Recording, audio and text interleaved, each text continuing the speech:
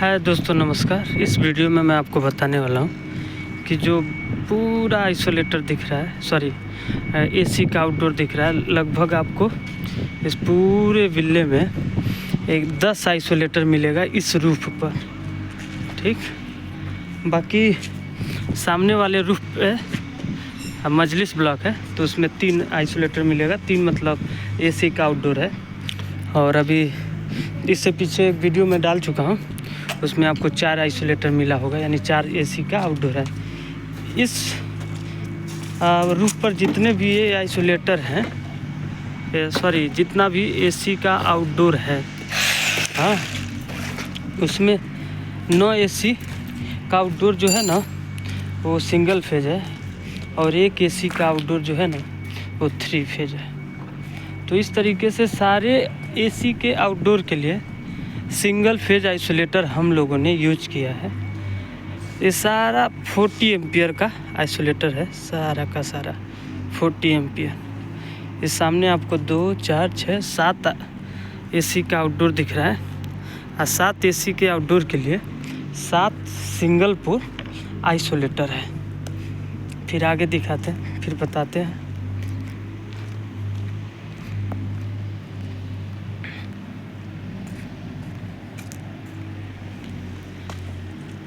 और इधर आपको एसी का 3 आउटडोर है, तो इसमें 2 एसी सिंगल पोल का है और ये 3 पोल का है। 3 फेज है, बाकी सब सिंगल फेज। टोटल 10 एसी का आउटडोर है, उसमें 9 एसी का आउटडोर जो है सिंगल फेज का है, बाकी केवल एक एसी का आउटडोर 3 फेज है। तो क्या प्रोसीजर है ज़रा देखते हैं।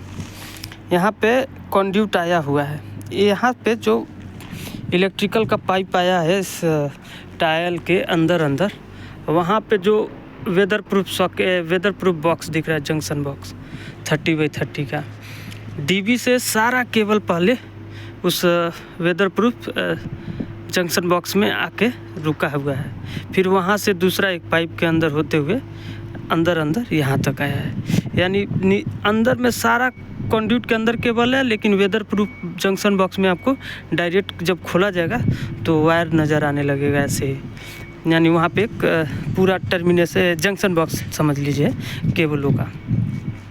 फिर यहाँ पे जब आ गया तो यहाँ पे एक फीमेल या मेल एडाप्टर यूज करके कोपेक्स GI 25 का GI ग्लैंड यूज करते हुए यहाँ पे सेट कर दिया गया है, इंसुलेशन टेप लगाते हुए। फिर 25 का ये कोपेक्स पाइप है, और ये हो गया 25 का GI का सैडल हो गया। फिर यहाँ पे भी 25 का GI का सैडल है। फिर अंदर कनेक्शन करके इसमें 3 केबल आया हुआ है, फेज, न्यूट्रल और अर्थिंग, तीनों का कनेक्शन कर दिया गया है। आइए दिखाते हैं। सारा सेम का सेम है। जो 3 फेज है उसमें 5 केबल आया होगा, जो सिंगल फेज है उसमें 3 केबल आया होगा। 3 केबल में एक फेज होगा, अर्थिंग होगा और न्यूट्रल होगा। जबकि 3 फेज में क्या होगा, 3 फेज होगा और फिर उसके बाद अर्थिंग होगा और न्यूट्रल होगा। तो टोटल 5 केबल 3 फेज वाले में होगा।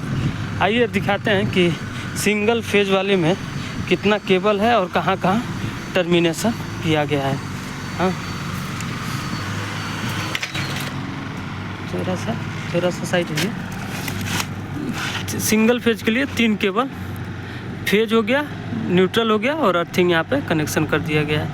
ओके, तो इस तरीके से हम लोग आइसोलेटर फिक्स करते हैं दुबई में, अबू धाबी में। ठीक है, आशा करता हूँ आपको वीडियो समझ आया होगा। ठीक है, जहाँ कोई डाउट हो, अच्छा क्या क्या मटेरियल लगा हुआ है एक बार थोड़ा फिर दिखाना चाहूँगा आपको।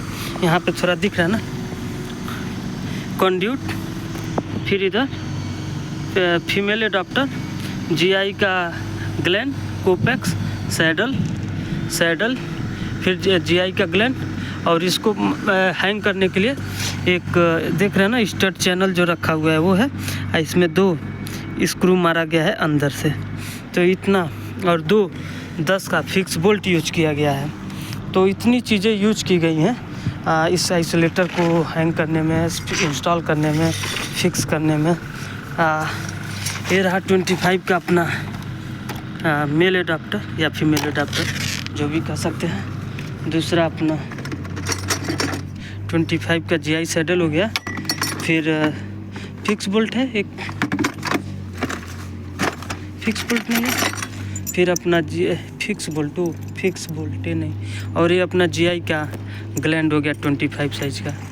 तो और अगर इनकेस हमारे पास फिक्स बोल्ट ना हो ना, तो हम लोग ये 10 का यूनिफिक्स, फिर 10 का रॉड, 10 का नट और 10 का वाशर, इतना यूज करके भी हम लोग इस आइसोलेटर को फिक्स कर सकते हैं।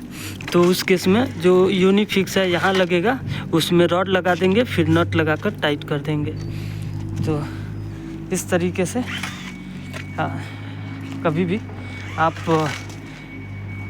आइसोलेटर को फिक्स कर सकते हैं। दुबई या अबू धाबी या शारजाह या किसी भी मतलब UAE में ये तरीका होता है फिक्स करने का।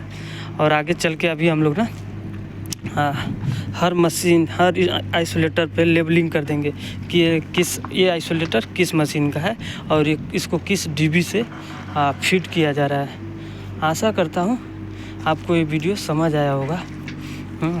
अगर कोई डाउट हो, कुछ भी हो, पूछ सकते हैं। एक और छोटा सा आपको जानकारी दे दूँ तो शायद आपके काम आएगी। एक वायर आपको दिख रहा होगा ना इधर, सिंगल फेज है, 3 केबल आया है, 4 का केबल है 4 स्क्वायर mm का, और ये 2.5 का येलो ग्रीन है। ये ना यहाँ पे बूस्टर पंप का फाउंडेशन बनने वाला था, लेकिन वो बूस्टर पंप का जगह लोकेशन चेंज करके हम लोग टैंक के पास ही कर दिए। अब उस केस में क्या हुआ, केबल यहाँ है, बूस्टर पंप उधर जाएगा। अब क्या है कि हम रूफ पे ना PVC पाइप यूज नहीं कर सकते। PVC माने कंड्यूट पाइप, कंड्यूट माने जो इलेक्ट्रिक का पाइप होता है ना 25 का 20 का, जो सॉरी ये दिखा भी देता हूँ, इधर जो निकला है उसी को ये देख रहे हैं ना। अब इस पाइप को हम लोग ओपन एरिया में नहीं रन करा सकते, जहाँ पे डायरेक्ट धूप आ रहा है या रूफ में। तो उसके लिए अब हम लोग के पास ऑप्शन दूसरा आता है, GI का कंड्यूट हम लोग यूज करेंगे। तो आपके सामने दिख रहा होगा, हम लोग 20 का GI का कंड्यूट लेकर आए हैं। अच्छा, इसी थ्रेड रॉड की मैं बात कर रहा था यूनिफिक्स लगाने के लिए, और GI का कंड्यूट आ गया। अब इसी का GI का रेडीमेड एल्बो लेकर आएंगे हम लोग, ला के रखे हुए हैं लोग। अब वो पॉइंट हम लोग ऐसे सीधे लाएंगे, फिर एक एल्बो मार के, अब वो जब एल्बो मारेंगे, थोड़ा यहाँ से दिखाता हूँ, टाइम थोड़ा लेता हूँ लेकिन आपको पूरा डिटेल में मैं चाहता हूँ बताऊँ।